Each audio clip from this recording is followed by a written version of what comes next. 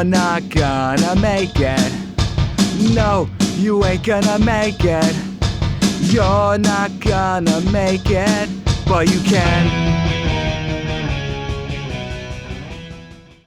Welcome to You're Not Gonna Make It, the show where I discuss threats that may prevent you from making it. I'm Kevin. Can someone tell me why the fuck Americans love bacon so much? I haven't had American bacon in a while, but it's pretty much salty cardboard, right? And I know a bunch of people are probably saying, oh, you've had shit bacon. Those people are going to keep crying because I'm going to talk shit about pork in this episode. And when I talk shit about things, about food types or whatever, I'm not saying if you eat it, you're a shitty person, or if you eat it, you'll die tomorrow. What I'm saying is, as with many things, there are risks to making this a large part of your life and or diet going forward.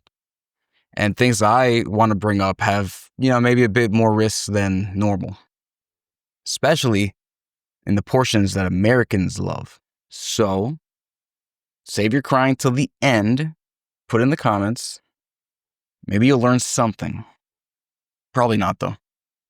So in the US, if you go to eat somewhere, usually if it's not a very fancy place, you'll see an option to pour bacon on something or have cheesy bacon, whatever the fuck. Like, you'll be able to have a bunch of pork in the poorest form possible in the vast majority of the US. Now, I don't know what it is with bacon. I think it's the saltiness, the sodium. I don't know. Maybe people love that shit, I guess. Though I can relate to that, I guess. When I got COVID and I lost my taste for 7 weeks, I had to stick to things that were very spicy or very salty if I wanted to keep my sanity because I couldn't taste anything else.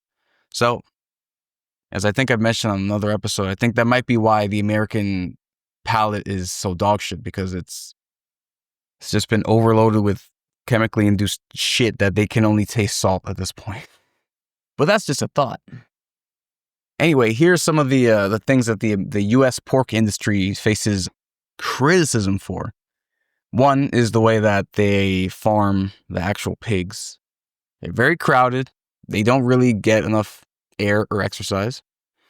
So they end up being weird, shitty pigs that have diseases, maybe. Now, with most of the food stuff that I talk about when it relates to animals, I don't really care about the animals themselves. I mean, as I say, if you're going to kill an animal in front of me, I'll probably feel bad. I think most people would, but the reason I talk about this stuff is more for the health on a human level. Not necessarily, oh, this is happening to animals. More like, this is what's happening to your body because of what you're putting in there. And I say all that to say, those conditions for the pigs sucks, but, what are you going to do? Now, sometimes pigs can be contaminated with stuff like hepatitis E. I didn't know there was an E. That's cool. And Yersinia. Probably fucked up that pronunciation, but those can cause insane illnesses for people if it's not cooked properly. Given that a lot of Americans don't cook, or they cook shittily, that could be a problem. And there's an impact on the environment too. I think the environmental issues are huge, but I'll be honest with you, by the time they become literally intolerable for most humans, I will probably be dead. So I do care, but man, I am glad it's not going to affect me as badly as it's going to affect probably your kids if you're listening. So maybe you want to pay attention. Large-scale pig farming contributes to environmental degradation due to the waste management issues and the resource consumption. So a lot of shit going in and a lot of literal shit going out. Now, I'm unaware of farming, so I don't know if pig shit can be used for manure as well. I doubt it. I don't know. But pigs just kind of eat like anything. I think it's goats. They can eat like literally anything and be okay. I forget. But pigs eat a lot of shit as well, so I can't imagine their shit is useful. Now, I don't know if you know this, but pigs give you cancer. Now, let me expand on that clickbait sentence. Now, pork itself is not a carcinogen, so to speak, but when you group it in with red meat is a probable carcinogen to humans, of course. And it's categorized as such because of the, I don't know how you pronounce this, heme armament. heme iron, which can possibly form carcinogenic compounds during digestion. So some red meat, including pork, can maybe give you cancer. Assuming if you eat a lot more of it than the average person, your chances also go up quite a bit. But if we're talking about processed pork, like bacon, sausages, that's a step up, actually. That's a group 1 carcinogen because of not only the iron stuff, but the nitrates and nitrites. I have no idea what the difference is in the processing. So those preservatives can cause other compounds to come up, which are known to increase cancer risk. And get this, high temperature cooking of pork can also produce heterocyclic amines, which are carcinogenic. I don't know what the fuck that means, but I'm pretty sure this is not a place where you should get all your information from. Just want to keep that in mind. I'm just finding just telling you some stats I found, right? But from what I've heard before, and this sounds like this in more cunty science terms, but basically when you cook something and you get those black burn marks on it, shouldn't eat those black parts because they're fucking cancer, basically. But all this, still with all this, pork is still probable in terms of being a carcinogen. It's not going to give you cancer, but if you eat a shit ton of it, the probability goes up, especially if you're eating bacon and sausage. So just keep that in mind. Now, let's get into some more numbers. About 69% of U.S. pork samples contain Yersinia bacteria. Don't know if I'm saying that right again, but basically, about 2/3 of pork samples can possibly give you fever, diarrhea, or abdominal pain. So if you shit a lot, too much, maybe eat a bit less pork. That could help, possibly.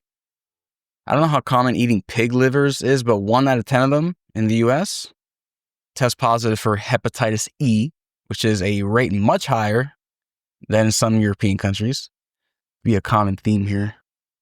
Apparently, pork farmers are not great at administering or using antibiotics with their pigs, which leads to antibiotic resistance with the pigs, which can fuck up humans when it gets to them. And with all this stuff, we're actually poisoning the world with it because the U.S. exports a lot of pork. In 2023, they made about $8 billion exporting pork around the world. That's wild. So that's not stopping anytime soon. Once you get into the billions, whatever's happening, that's not stopping. Not anytime soon, unless, I don't know, someone rich dies or something. So get used to it. So let me compare this to other countries, as I like to do, because the U.S. is a poor example of a developed country, in my opinion. You can say, oh, the U.S. is way better than living in fucking bumblefuck country over there, right? Sure, probably. But compared to the other developed countries, it's lacking. Now in Europe, there are European countries like Spain and Denmark, they have more regulations on, the welfare of the animals themselves and in food in general, which means that the pigs that they use are healthier. The meat that comes to the humans is healthier. And I can attest to the better pork in Europe. I was in Italy recently. I spent some time in Europe myself. And I can't speak for the health aspect of the pork I ate in Italy. Although I didn't get diarrhea, so that's a good sign, I guess. But the pork I had in Italy was incredible. It was, as I said earlier, the bacon in America is basically salty cardboard. I don't know why people love that shit so much, but in Italy, it tasted like a completely different animal. It was good. It had flavor and it was great. And I was dumbfounded. I was like, what animal is this? This can't be pig. But it was. It's really interesting to try these things outside of the U.S. because in the U.S. I don't touch pork because that shit'll give me cancer probably. But in other countries, I do like to try out the cuisine. It'd be disrespectful not to, of course, and it probably won't kill me. I go to Asia, talk about countries like Japan. They have different market weights and production systems, so that can also affect the quality and the safety of the pork. Again, Japan having higher standards than the U.S. And I can also attest to the quality of pork in Japan because I've been there. And normally I don't like to put pork in my food because it's just like, salty shit. It's like fine, but it's like kind of salty, whatever. It's too much. But they have pork that they put in ramen, and it's so tender and great. I'm like, this is good. Why?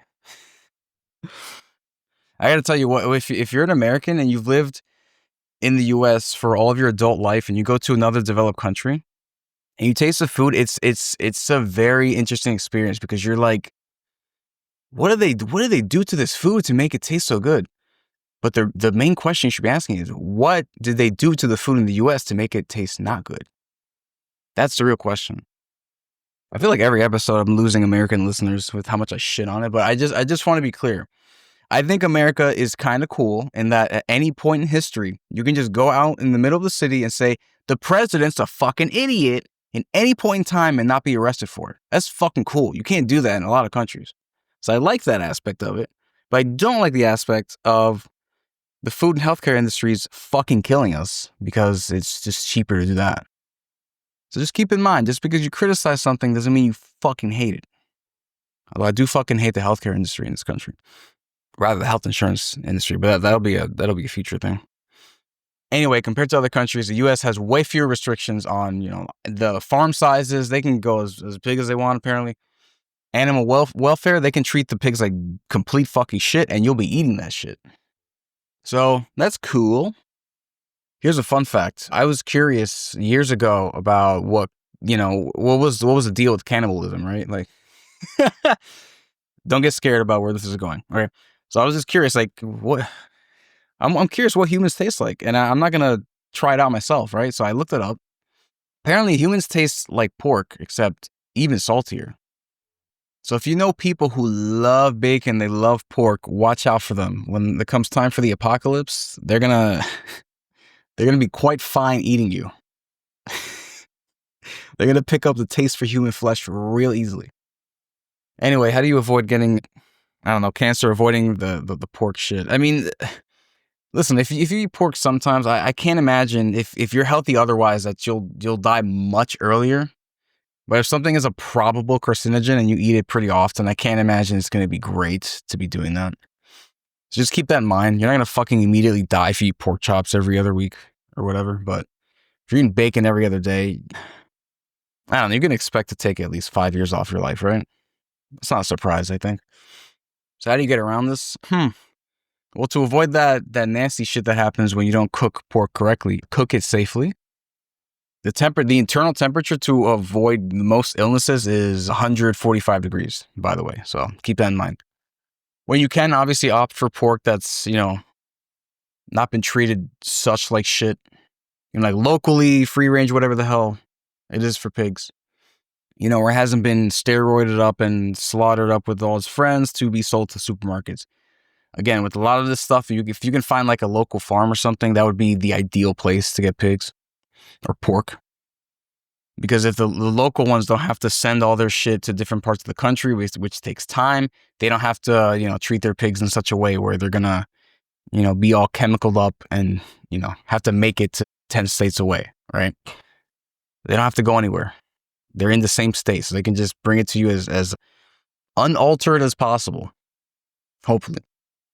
When I do these episodes, I usually think of a topic, do a bit of research on it, on the issues of it, and then a bit of research on what could possibly be done to counteract or prevent some of this stuff. One of the things I found was advocating for change. Support policies that promote all right, I'm not even going to read that shit. It's not going to change, okay? Not anytime soon, not in America. It's like a damn near 10 billion per year industry, okay? That's a lot of money. That shit's not changing. So if you're really worried about this shit, stop eating pork or move to a different country where pork is not so damn bad. Or eat white meat instead of red meat. That's better, I think.